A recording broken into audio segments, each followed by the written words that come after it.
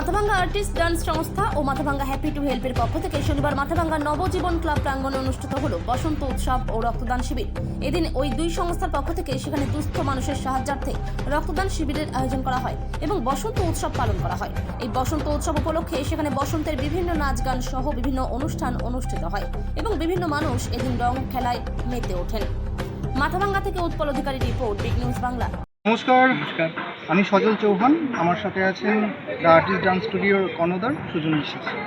আজকে আমাদের ছিল বসন্ত বরণ উৎসব। মাথাভাঙ্গা দ্য আর্টিস্ট ডান্স স্টুডিওর প্রযোজনায় এবং ব্যবস্থাপনায় আজকে আমরা বসন্ত উৎসব পালন করলাম। এটা হয়েছে মাথাভাঙ্গা 9 নম্বর ওয়ার্ড নবজীবন সংঘ। এখানে কি হলো? এখানে আজকে আমরা সবাই জানি এই ফাগুন এসেছে। বসন্ত দোল, হোলি আর বসন্ত উৎসব, এই তিনটে মিলিয়ে আমাদের একটা অনুষ্ঠান হয়েছে, সাংস্কৃতিক অনুষ্ঠান আমরা করেছি। ছোট ছোট বাচ্চাদের ছিল, বাচ্চাদের মায়েরাও আমাদের অনুষ্ঠানে অংশগ্রহণ করেছেন।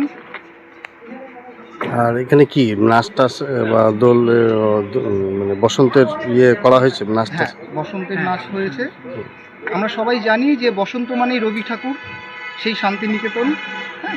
আমরা চেষ্টা করেছি করার। তোমার নামটা?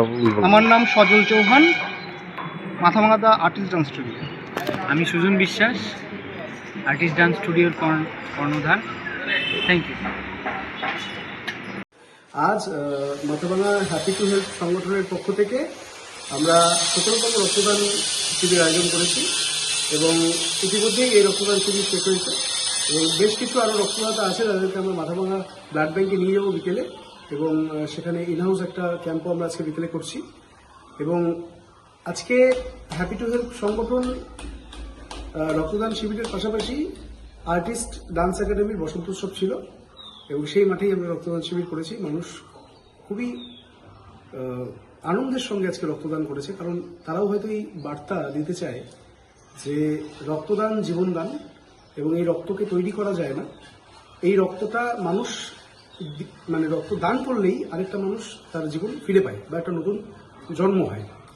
এই জন্য যখনই নিজের পরিবারের কারণে রক্ত লাগবে তখন এনজিওদের কাছে বা বিভিন্ন ক্লাবদের কাছে না বলে নিজেরাও একটু রক্তদান করুন। সকলে যদি রক্তদানে এগিয়ে আসে তাহলে কিন্তু ব্লাড ব্যাংক সবসময় রক্তে ভরা থাকবে এবং মানুষ রক্ত খুব ইজিলি পেয়ে যাবে। ধন্যবাদ।